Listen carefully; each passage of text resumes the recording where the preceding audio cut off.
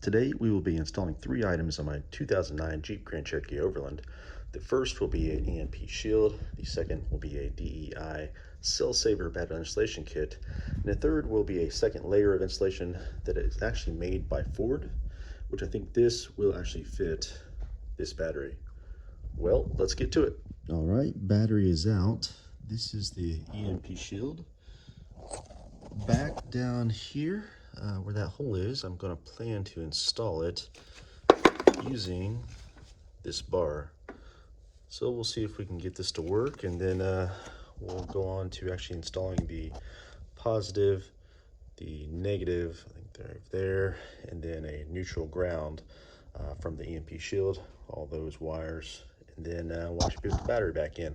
All right, the EMP shield is installed. I ended up not using the bar stock to mount and actually used a machine screw and nut, an 8/32, and I installed it on a hole back there. We'll see if we can see it right there into the body of the vehicle, so it's nice and sturdy. And I ended up using a actual metal zip tie right, let's see if you can see right there.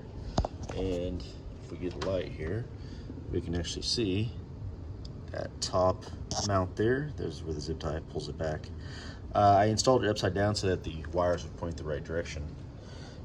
You can also see that I installed the EMP shield positive terminal on the actual positive terminal, the negative on the negative terminal or neutral, and then I installed the ground where the actually battleground or battery ground is actually located at on the body itself.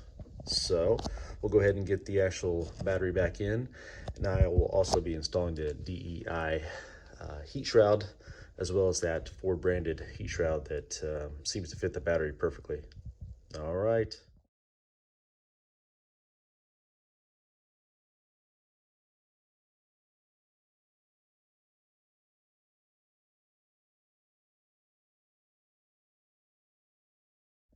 All right, battery installed.